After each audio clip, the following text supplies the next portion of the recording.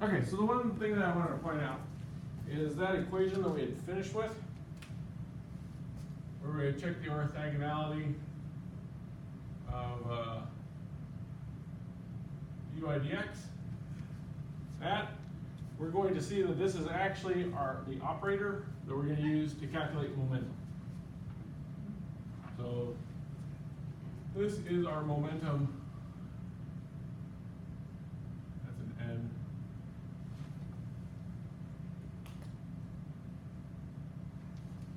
That's going to be our momentum operator that we'll be using a bit later.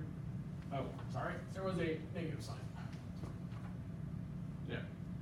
So that is our momentum operator that we'll be using later. Okay. The good news is we only got like a couple more terms in this set of slides. Unfortunately, orthogonality is also a little bit confusing. Okay. So because we had been talking about quantum mechanics using either differential equations or matrices, you can think of matrices as being a vector. Right? So another way of applying a matrix, a one column matrix or a one row matrix, is called a vector. Right? So those are the values that are in that space. Two vectors are said to be orthogonal if they are at right angles. Right? So you can't do some sort of a mathematical manipulation to get one to become the other if they are 90 degrees apart. Right? So, and this concept of orthogonality, where there are two completely different components, is going to be important when we're talking about how things interact and dependence and non-dependence, dependence and independence of functions. All right. So when we're using the term orthogonality, that also means that two functions are independent of each other. Right? So one function doesn't alter the values associated with the other function. Right? In terms of quantum mechanics, if two things are orthogonal, this is an I, this is a J. So these are two different functions. So if we take the complex conjugate of function 1 times function 2 and do our integration over all space, if it's equal to 0, if doing that is equal to 0 when they're actually different functions, then those functions are said to be orthogonal. Right? So if you do this process and you get a 0 out at the end, then the two functions we call them orthogonal. So to prove that this works,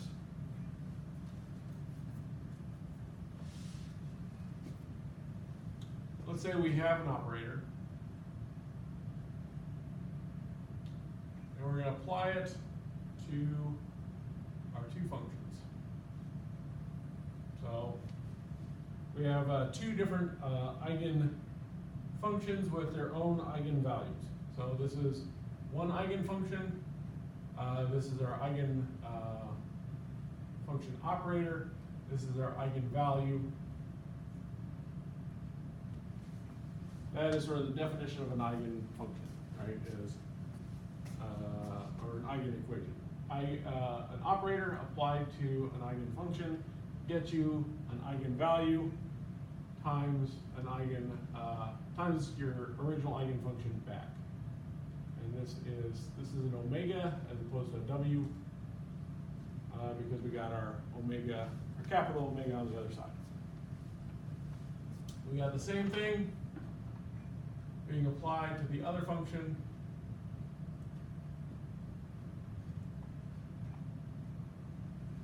And what we're going to say is that the two eigenvalues are not equal to each other.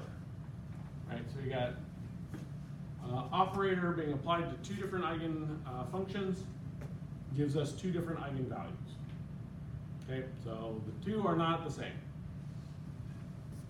Okay, I'm going to call this function 1, and that one function 2. So I'm going to multiply function 1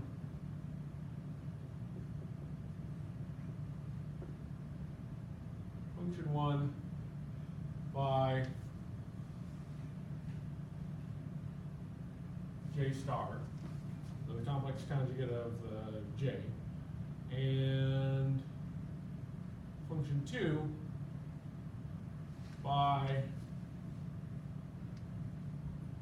I star, and then integrate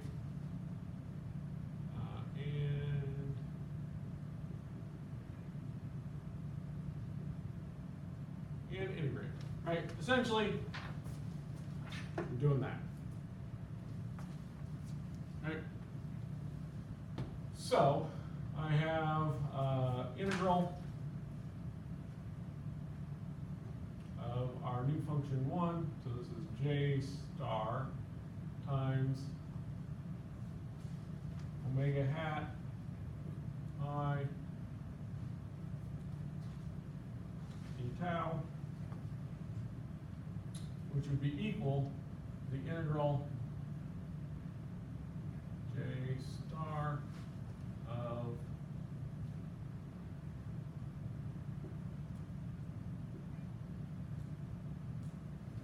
right.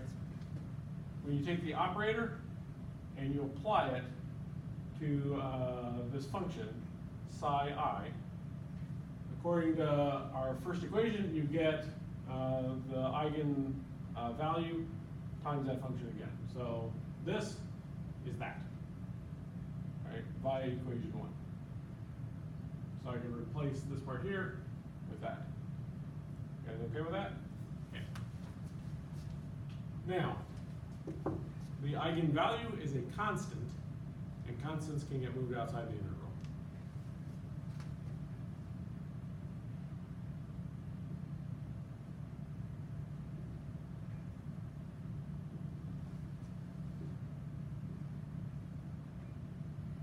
We're going to call this 1 dot b.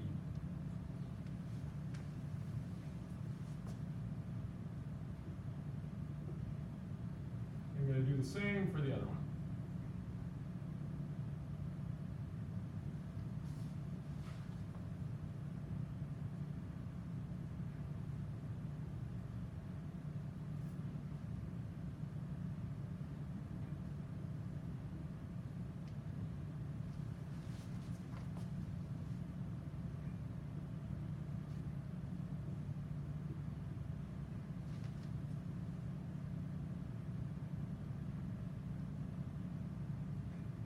And we're going to call this 2 dot b.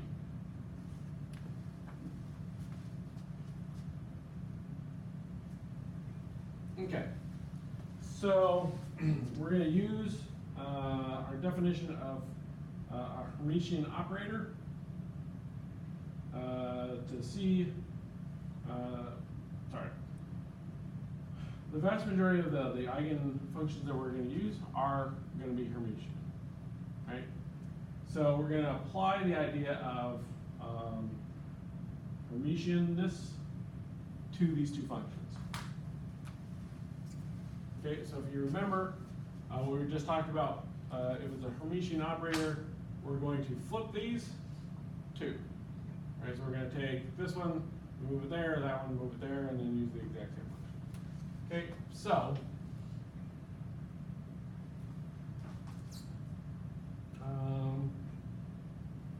applying it to, so you take this integral psi j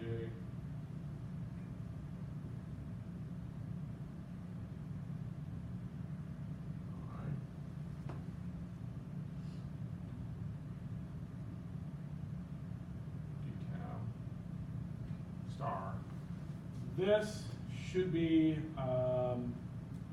if we apply the check to see if it's a Hermitian operator. So if this is a Hermitian operator, then this, and this one should be the same. Right? If it's Hermitian, then you flip these two. Oh, there we go. Flip these two, wrap it in a set of parentheses, and then take the complex conjugate. Right? That's, if you look back last slide, that's what the Hermitian was. Right? So what's within this set of parentheses, this is the same as what we had here. Right? If we're ignoring the set of parentheses with the complex conjugate, this is the same thing we had before up here. So this should equal, we're going to have a set of parentheses and still have our complex conjugate. Wait, you should have psi I conjugate. Hmm? You should have psi I conjugate d theta. No? Maybe. The last time you were working on? Psi j omega had Mm-hmm. psi I conjugate Mhm. down. And then parentheses.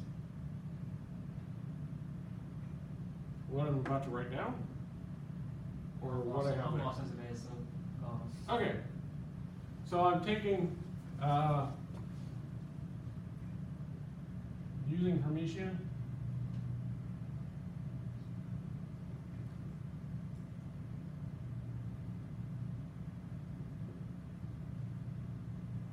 Definition on 2b for this line here.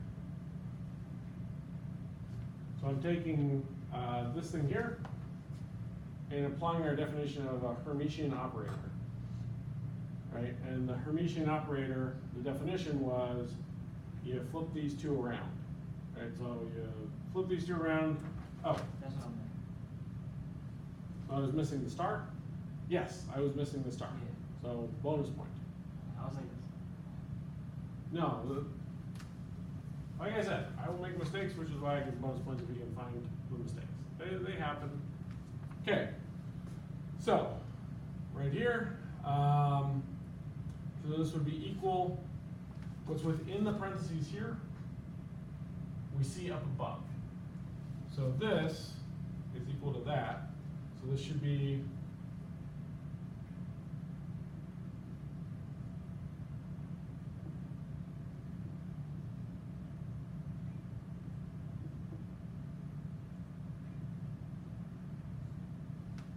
that, and then star.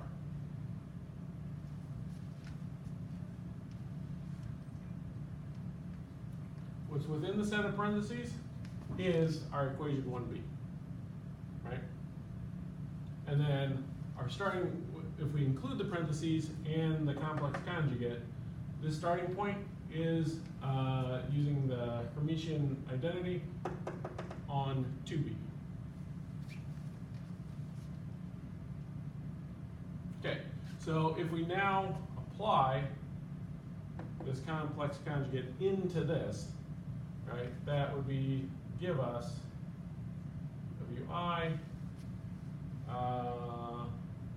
integral psi j psi I complex conjugate d tau.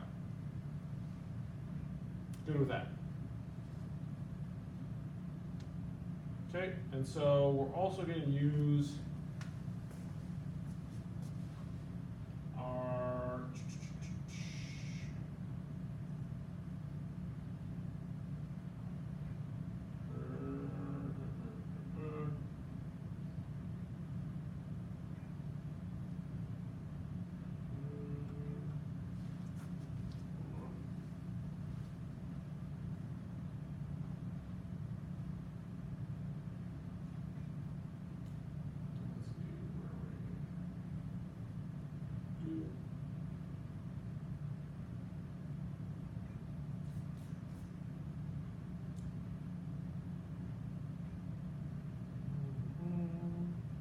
oh, yes.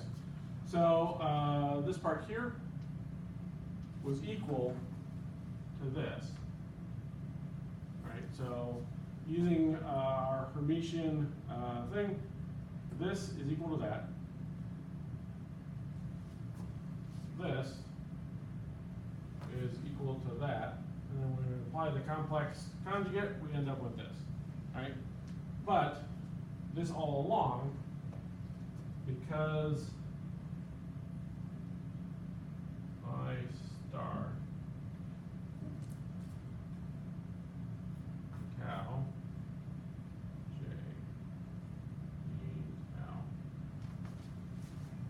because this is equal to that, this was also equal to wj integral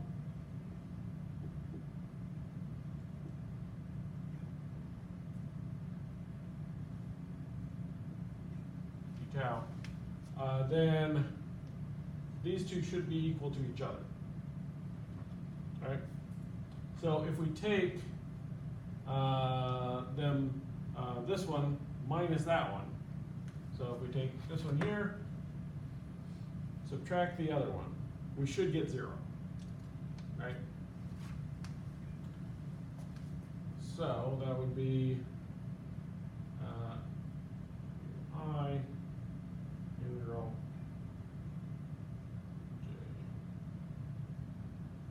I star d tau minus 2j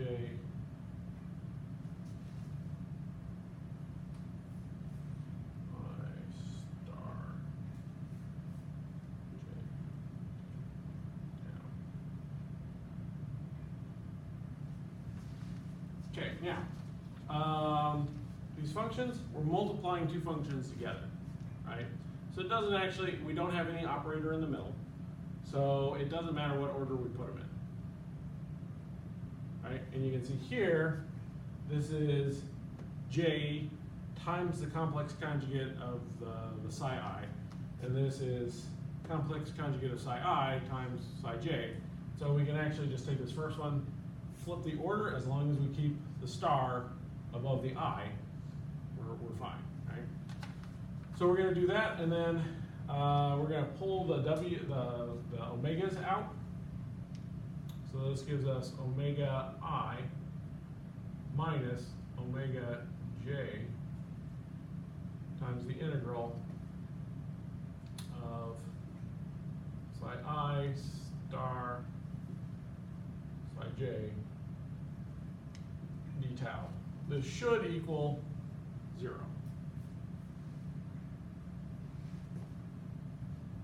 Now, the question is, when does it equal 0? It's when either this term here is 0, or when this term here is 0. Right? But the only time the first part is 0 is when these two are equal to each other, which they can't be, because that was our starting definition. Right? Up top, this is not equal to that. We have two different functions, two different eigenvalues.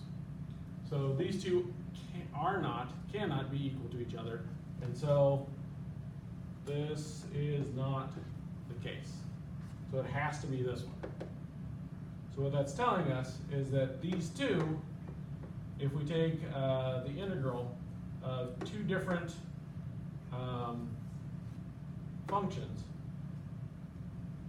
we end up with 0. And so these two are independent functions, which is sort of what we were saying up here is two different functions, two different eigenvalues. They're different, they don't depend on each other. And so we get 0 out of here. The other thing that it relies on is that I and j are not the same number, because that would make them the same function. Okay, so for two different functions, the integral ends up being 0. This is the definition of orthogonality, is when two functions are independent of each other, which is what our starting condition we were saying. Okay. The good news is that's all the tricky definitions. Now, hopefully. Whew. Got enough time for Schrodinger's cat.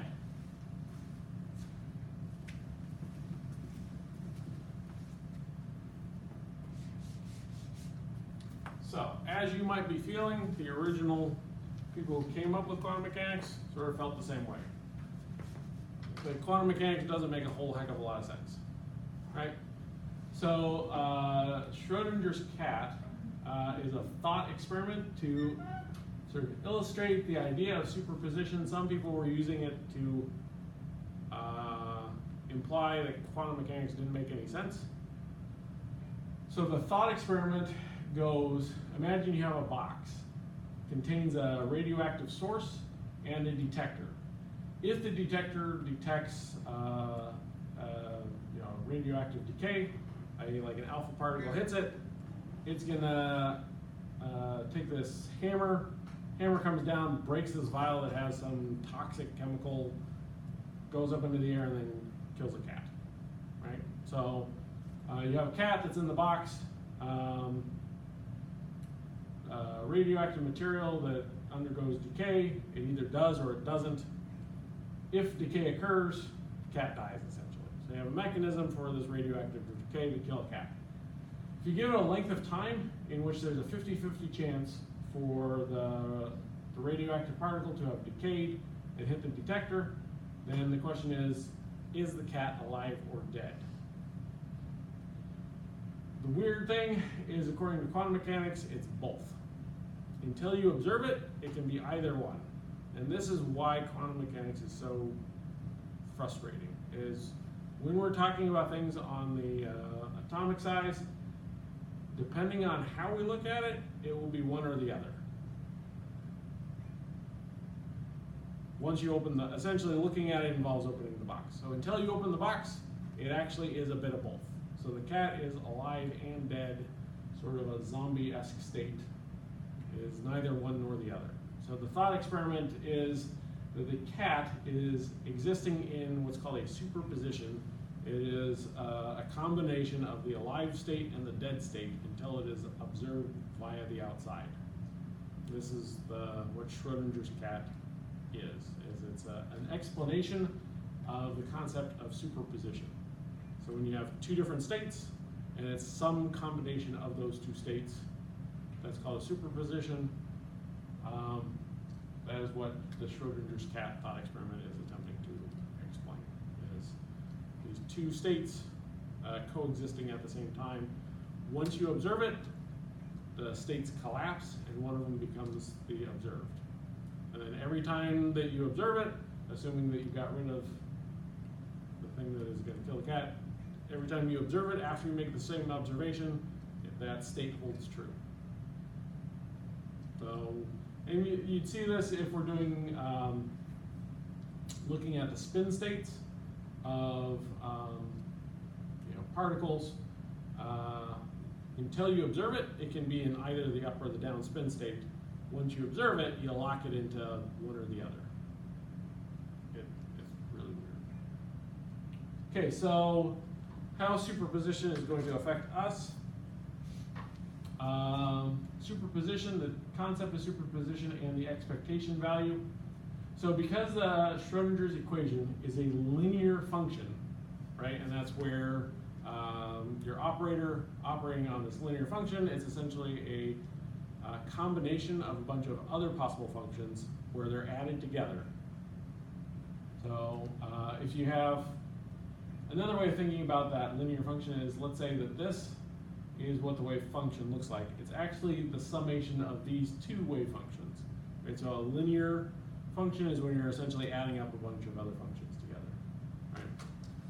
So you have a linear combination of different solutions for the wave function. This is one solution of the wave function. This is another solution. And what you see is sort of a combination of the two. So the superposition is when you're adding together two or more wave functions together. The expectation value is going to be the weighted average of the values that you can get as your result.